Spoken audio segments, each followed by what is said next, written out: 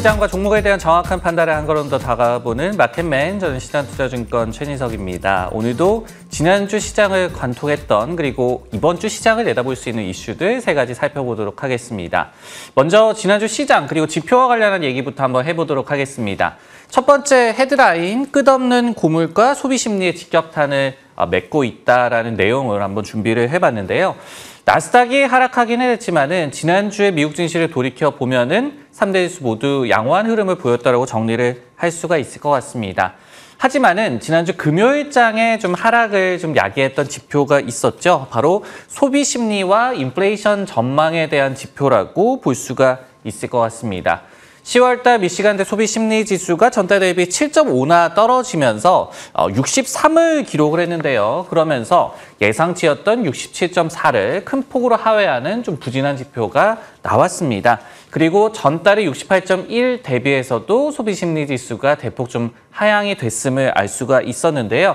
특히 여기에 더해서 전달에 2년 만에 최저치까지 좀 떨어졌었던 인플레이션 전망도 좀 반등을 하면서 고물가가 생각보다 길게 이어질 수 있다는 공포감을 다시 한번 좀 자극을 하고 말하는데요. 향후 1년간의 인플레이션을 내다보는 그 수치가 전달의 조정치 기준입니다. 3.2%에서 이번에 3.8%로 올라가고 말았습니다. 그리고 장기 인플레이션 전망 역시도 기존의 2.8%에서 3.0%까지 다시 한번 높아졌음을 확인할 수가 있었습니다. 미시간대 측에서는 이렇게 좀 분석을 하고 있었어요. 거의 모든 인구 그룹에서 소비 심리가 둔화를 했다. 근데 결국은 이제 연결된 문제가 되겠죠. 지속적인 고물가 부담을 반영을 한 소비 심리에 대한 타격이었다라고 해석을 하고 있었습니다. 네, 이 이슈에 대해서 어떤 부분을 좀 더 참고를 해봐야 될까요? 물음을 한 가지 더 던져봤습니다. 고물가 우려를 재점화한 최근에 또 국제유가 상승세가 있죠. 얼마나 갈까? 이 부분에 대해서 한번 생각을 해보도록 하겠습니다. 결국은 이제 이스라엘과 이 팔레스타인, 이 이팔 분쟁이라고 얘기를 하고 있는데 이런 갈등에도 불구하고 잠잠했던 국제유가의 좀 움직임이었습니다. 하지만은 지난주 금요일에는 좀 급진적인 움직임이 나타났죠. 유가가 약간 6% 정도나 급등을 하면서 지난 4월 이후에 일간 기준으로 최대폭으로 좀 상승을 하고 말았는데요. 관련해서 앞서서 목요일 날 국제에너지기구 IEA에서 이렇게 또 시장에 대해서 좀 해석을 남겼습니다. 시장 환경이 불확실성 투성이다라고 좀 경고를 했는데요. 하지만은 이렇게 또 얘기를 했습니다. 아직까지는 이팔 분쟁이 물리적인 공급에는 직접적인 영향이 없다라고 얘기를 하고 있는 그런 상황입니다. 이 부분 왜 그럴까 한번 생각을 해보면요.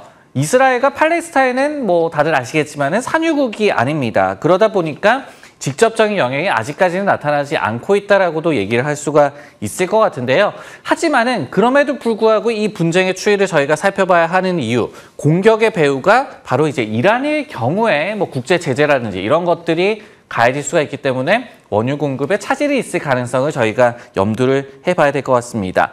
그리고 여기에 더해서 최근에 미국이 처음으로 러시아 원유 수출에 대해서 제재를 한다라는 그런 소식이 전해지기도 했었죠. 그러면서 이런 일련의 좀 과정들이 결국 글로벌 원유 공급에 타격을 줄, 차질을 줄 가능성을 저희가 생각을 미리 좀 해봐야 될 것 같습니다. 그러면은 이 국제 유가의 흐름과 관련해서 앞으로의 좀 관건이 뭐가 될 것이냐, 한 두 가지 정도를 생각을 해봤는데요. 첫 번째는 이팔 분쟁의 확산 여부를 저희가 생각을 해봐야 될 것 같습니다. 특히 이란으로 과연 전선이 확대될지 여부에 대해서 좀 저희가 생각을 좀 해봐야 될 것 같고요. 그리고 두 번째로 주요 산유국들의 대응 아니면 이번 분쟁에 대한 반응을 좀 살펴봐야 될 것 같습니다. 왜냐면요, 유가가 지나치게 높아져서 또 수요가 줄게 되면 저희가 뭐 미국의 소비 심리가 좀 타격을 입은 것 같이 이런 부분에서 확인해 볼 수가 있었죠. 이렇게 수요가 지나치게 줄게 되면은 다른 중동이라든지 주요 산유국들도 좋을 것이 없습니다. 그러다 보니까 이번 분쟁에 대해서도 장기화 그리고 더 확산되는 것을 꺼릴 것이다라는 그런 분위기가 있거든요. 이런 부분들이 결국은 분쟁의 분위기에 어떤 영향을 줄지도 생각을 하면서 시장에 대응하는 것이 중요할 것 같습니다. 네, 다음 이슈 한번 살펴보도록 하겠습니다. 헤드라인을 이렇게 뽑아봤는데요. 양호했던 은행 실적이었는데 문제는 지금부터 이런 부분에 대해서 어닝 시장과 관련한 얘기를 해보도록 하겠습니다. 이제 대형은행을 시작으로 미국의 3분기 어닝 시즌이 좀 개막을 했는데요. 수치로 좀 볼 수가 있듯이 JP모건, 웰스파고, 시티그룹과 같이 지난주에 실적을 발표했던 은행들이 모두 다 시장 예상치를 큰 폭으로 좀 뛰어넘는 양호한 결과를 발표를 해줬습니다. 저희가 이제 고금리가 지속되고 있는 그런 금융 환경이 되겠죠. 그러면서 자금 조달 비용도 은행권에서 많이 좀 높아지고 있습니다. 하지만은 그보다는 이런 고금리 지속이 순이자 이익, NII 지표의 증대에 더욱더 기여를 했다라는 그런 점을 알 수가 있었던 실적 결과라고 좀 보여지고요. 예를 들어서 JP모건과 웰스파고 같은 경우에는 각각 관련 매출이 전년 대비해서 30% 그리고 8%씩 증가하는 또 효과가 나타나기도 했습니다. 다만 이렇게 주요 경영진들은 또 경고의 메시지를 남겨서 좋았던 지나간 실적과 또 앞으로를 내다보는 전망과를 좀 괴리가 있음을 저희가 알 수가 있었는데요. 제이미 다이먼 JP모건 CEO 같은 경우에는 수십 년 만에 가장 위험한 시기가 도래하고 있다라고 경고 메시지를 이렇게 남기고 말았습니다. 그리고 이제 시티그룹의 CFO도 비슷한 언저로 좀 얘기를 했는데요. 미국의 소비가 견고하지만은 이 와중에도 지난 2분기에 대비해서 신용카드 지출이 규모가 떨어지고 있다라고 얘기를 했어요. 그러니까 지난번에 비해서 또 이번에 또 앞으로 이렇게 내다봤을 때 소비 심리가 떨어질 수 있다는 점을 경고를 했기 때문에 좋았던 실적과 좀 대비되는 이런 CEO, CFO들의 주요 발언도 저희가 주목을 해봐야 될 것 같습니다. 어닝 시즌과 관련해서 어떤 부분을 그렇다면은 좀 더 살펴봐야 될까요? 기대보다 불안감이 엄습하고 있는 3분기 어닝 시즌 주안점은 어디서 찾아볼 수 있을지 한번 살펴보도록 하겠습니다. 우선은 스타트는 좋았습니다. 은행들의 실적에서 저희가 한숨은 돌렸다라고 좀 평가를 해볼 수가 있을 것 같은데요. 하지만은 주요 은행의 비자라든지 마스터카드 등의 카드 업체들도 좀 합친 금융 섹터 전체로 본다라고 한다면은 이 섹터가 S&P 500 지수의 이 3분기 순이익에서 차지하는 비중이 한 17% 정도 됩니다. 하지만은 시총 비중은 13% 정도밖에 되지가 않습니다. 이게 어떤 의미가 되냐면은 결국은 전체 시장에 대해서 실적에서 기여하는 그 정도보다 시장의 관심도가 떨어지고 있다는 얘기가 될 것 같고요. 그리고 저희가 금융한다라고 한다면은 금융권의 실적보다는 통화정책이라든지 이런 부분의 추이를 좀 더 살피고 있는 그런 또 다른 모습을 생각을 해볼 수가 있을 것 같습니다. 반면에 이제 앞으로 실적이 많이 나올 주요 기술주, 테슬라 이런 것들까지 합쳐서 한 8개 종목을 좀 생각을 해봤을 때는요. 순이익 기여도는 S&P 500 기업들 가운데서 10% 정도에 불과합니다. 그런데 이 시총 비중은 무려 30%나 차지를 하고 있거든요. 즉 실제 실적의 기여도보다 시장에서 차지하는 그 비중이 굉장히 높다라고 보여지고 있는데 수요일 날 넷플릭스와 테슬라의 실적으로 시작되는 빅테크들 실적 일정이 이렇게 쭉 나와 있는 그런 상황이죠. 그런데 이 빅테크들의 실적 미스가 나왔을 때 그렇다면은 시장 전체에 미칠 가능성, 그 타격이 좀 더 클 수가 있다는 점을 이같이 실적과 시총의 비중이 다른 점에서 저희가 예단을 해볼 수가 있을 것 같습니다. 이렇게 좀 이 불안한 모습을 보여주고 있는 또 어닝 시즌이 되는데 물론 기대감을 나타내는 그런 의견들도 있습니다. 지표로 보더라도요. 우선 이번 3분기에 S&P 500 기업들의 EPS가 YOY 기준으로 0.4% 성장할 것으로 예상이 되고 있습니다. 만약 이것이 실제 지표로 좀 판명이 된다라고 한다면은 지난 3분기 2022년 이후에 처음으로 성장으로 전환하는 분기. 그러니까 이제는 바닥을 치고 반등하는 그런 분기가 될 수가 있다. 이런 부분들도 저희가 좀 분위기상에서 생각을 해봐야 될 것 같고요. 관련해서 에드 야디니 회장 같은 경우에도 바닥친 실적과 그리고 인플레이션에 하강하는 그런 국면이 산타랠리를 이끌 것이다라고 최근에 또 메시지를 전하기도 했습니다. 그리고 또 주요 기관 중에 웨드부시 같은 경우에도 AI 분야의 성장이라든지 그리고 IT 지출 환경이 좀 안정화가 되는 그런 모습들이 나왔었기 때문에 3분기 IT 실적이 이제 격정보다는 오히려 좀 좋게 나올 수가 있을 것이다라고 얘기를 했습니다. 그러면서 주가도 랠리가 재개될 것으로 기대를 하고 있었거든요. 이렇게 불안감 속에서도 기대감을 나타내는 메시지도 함께 살펴보시면 시장 대응에 더욱더 도움이 될 것 같습니다. 네, 마지막으로 이번에는 종목과 관련한 헤드라인 한번 살펴보도록 하겠습니다. 캐논이 슈퍼을 ASML에 도전장을 던졌다라는 내용 한번 살펴보도록 하겠습니다. 일본의 프린터 그리고 카메라 업체 캐논이라고 생각을 해볼 수가 있겠죠. 근데 지난주 금요일에 중요한 발표를 했습니다. 반도체 장비 나노 임프린트 노광 시스템을 공개를 했는데요.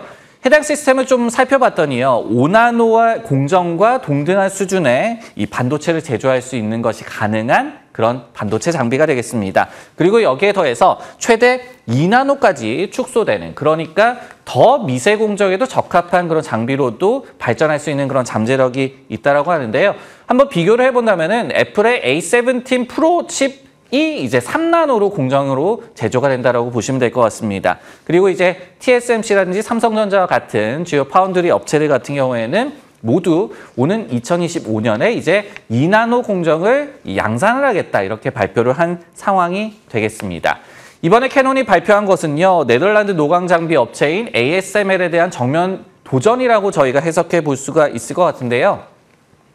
ASML 같은 경우에는 극자외선 노광 장비라고 얘기를 합니다. EUV, 그러니까 5나노 이하의 칩을 제조할 때 필수적인 장비를 거의 독점적으로 생산하고 있는 그런 기업이 되겠습니다. 그렇기 때문에 글로벌 파운드리 업체 대상으로 슈퍼올로 좀 군림했던 그런 회사인데, 여기에 대해서 캐논이 도전장을 던졌다라고 해석을 해볼 수가 있을 것 같습니다.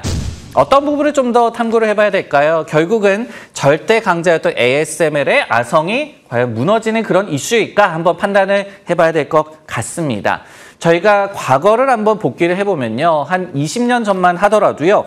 노광장비 시장 같은 경우에는 ASML을 비롯해서 뭐 캐논, 니콘 이런 일본 업체들이 산분하는 그런 양상이 벌어졌던 그런 때도 있었습니다. 하지만은 현재는 ASML이 한 90% 정도를 노광장비 시장에서 차지를 하면서 거의 독점을 하고 있다라고 생각을 해볼 수가 있을 것 같은데요. 그런데 캐논이 지난 약 한 10년간 칼을 갈았다라고 이번에 발표가 나왔습니다. 나노 임프린트 기술에 좀 투자를 한 것으로 이번에 밝혀졌고요. 그러면서 기존의 광학 노광 방식을 따르면서도 특허를 좀 우회하는 그런 방식을 좀 따랐다라고 얘기가 나오고 있고요. 그러면서 여기에 더해서 원하는 회로를 패턴 웨이퍼에 직접적으로 인쇄하는 방식을 차용했다라고 이번에 설명들이 나오고 있습니다. 그렇기 때문에 아직까지는 수출 제한 이 조치에 포함되는 장비가 될지 여부가 좀 불확실하다. 하지만 앞서 말씀드렸듯이 뭐 특허를 우회하고 이런 부분들이 있기 때문에 어쩌면은 여기에서 좀 익셈트가 되지 않을까, 그러니까 제외가 될 수 있지 않을까, 그런 유리한 점에 대한 기대감도 나오고 있는 상황입니다. 그러면은 과연 캐논이 ASML에 얼만큼 타격을 줄 수 있을까? 관건을 한 2가지 정도로 생각을 해볼 수가 있을 것 같습니다. 첫 번째는 가격이 아직 공개가 되지 않았는데요. 어떻게 책정이 될지가 중요할 것 같은데, ASML의 EUV 장비는 2억 달러 정도로 호가를 합니다. 굉장히 비싸죠. 그렇기 때문에 이 캐논의 새 장비 가격이 어쩌면은 좀 저렴해질 가능성, 그렇다면 시장에서 어떻게 본다면 틈새 시장을 좀 공략을 할 수가 있을 것 같다. 이런 해석을 좀 해볼 수가 있을 것 같고요. 그리고 두 번째는 뭐 가격과도 결부되는 그런 이슈가 되겠지만은 납품 대상, 그러니까 캐논이 TSMC 등의 메이저 파운드리 업체들 공략을 할 것이냐, 아니면 좀 마이너한 그런 틈새 시장을 공략을 할 것이냐, 이 부분을 생각을 해보는 것이 앞으로 ASML에 대한 타격 여부를 좀 판단하는 그런 요소가 될 것 같습니다. 여기에 더해서 뭐 캐논의 도전도 도전이지만은 ASML 자체도 최근에 좀 문제를 겪고 있다, 불안감을 겪고 있다는 점도 저희가 같이 생각을 해봐야 될 것 같은데요. 지난 실적 발표였습니다. 2분기 실적을 발표를 했을 때 올해 EUV 매출 전망을, 그러니까 성장률 전망을 기존의 40%에서 25%로 하향 조정한 바가 있었습니다. 그러면서 전사에 대해서는 상향 조정하면서 EUV에 대해서는 수요가 좀 떨어질 수 있다는 점을 좀 공개를 했고요. 그리고 내년과 관련해서도 매크로 불확실성 때문에 아직까지 예단을 하기 어렵다라는 또 의견을 경영진이 내비치기도 했습니다. 여기에 또 더해서 앞서 9월 달에는요, 애플 전문 이 애널리스트로 잘 알려져 있죠. 대만 TF증권의 권명치 애널리스트가 이 2024년 EUV 출하가 그 전망치가 한 20에서 30% 정도 깎일 수도 있을 것이다라고 얘기를 했습니다. 그러면서 그 이유로 뭐 애플이라든지 퀄컴 그리고 삼성 등의 미세공정 칩에 대한 수요가 예상보다 적을 것이다라고 또 얘기를 했거든요. 이런 점들, 그러니까 캐논의 도전과 또 별개로 ASML 자체도 EUV 장비의 그 수요에 대해서 좀 불안감이 나타나고 있다는 점도, 또 곧 ASML도 실적을 발표하는데요. 경영진의 발언도 잘 챙기시기를 바라도록 하겠습니다. 네, 마켓맨 오늘 준비한 내용은 여기까지고요. 저는 다음 시간에 다시 돌아오도록 하겠습니다.